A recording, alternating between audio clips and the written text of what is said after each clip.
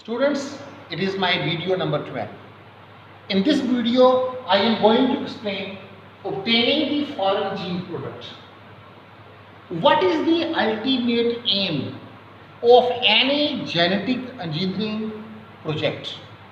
The ultimate aim of any genetic engineering project is to get recombinant protein. Recombinant protein, which is also called foreign gene product. Students, in my hand there is a cartoon and you can see here it is written insulin glargine injection, and look at here rDNA origin. Can you tell what is rDNA? rDNA means recombinant DNA. It means this insulin has been prepared through recombinant DNA technology. This is the product which we are going to obtain ultimately from all our projects.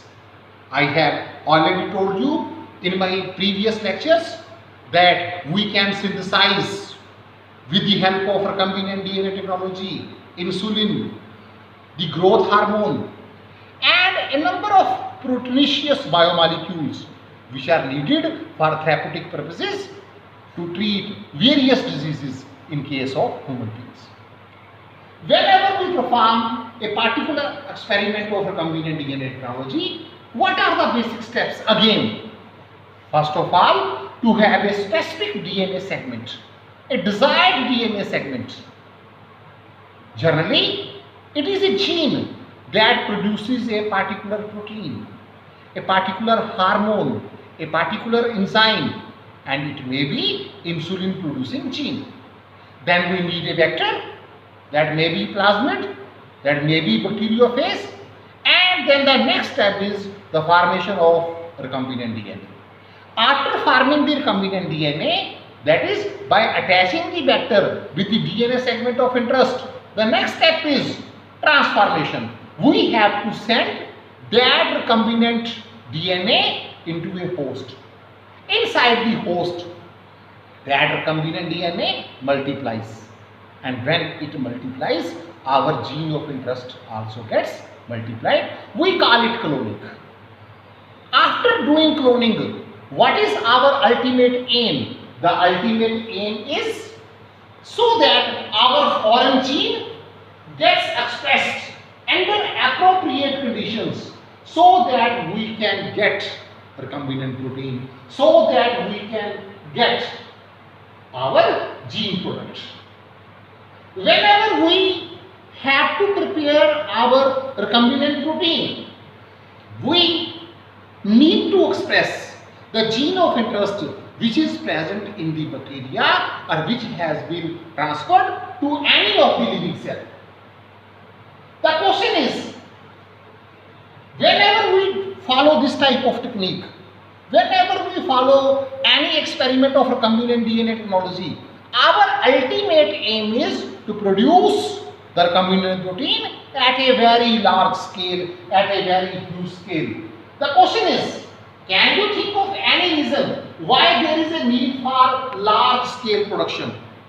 Actually, this type of techniques are done by private companies, private pharmaceuticals, and they spend huge amount of rupees on these projects. And when their projects gets completed, what is their ultimate aim? To get recombinant protein, to get gene product, so it can be sold in the market to earn money. In small laboratories, this type of work is also done for experimental purposes. For experimental purposes, the transformed cells are cultured in test tubes, in flasks.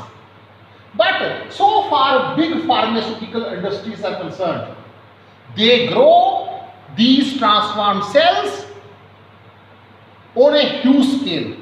So they can get the desired protein, the recombinant protein in huge quantity, and later on that pharmaceutical company sells off their product in the market. All over the world, a number of pharmaceutical companies are working in this direction. They produce recombinant proteins, either insulin or growth hormone or any other therapeutic recombinant protein, and sell in the market. So there we need a number of procedures for the extraction of desired protein and then its purification with the help of separation techniques.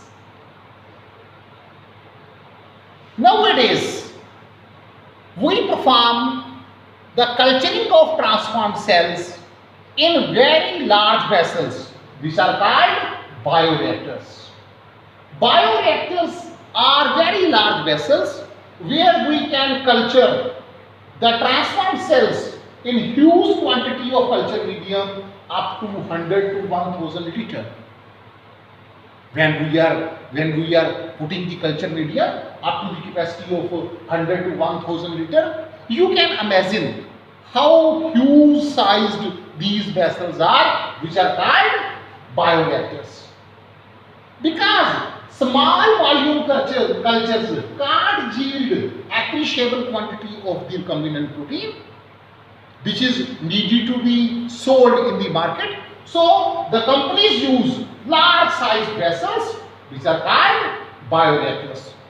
Bioreactors are the large vessels in which raw materials are put and they are biologically converted into specific products through transformed cells in which our gene of interest is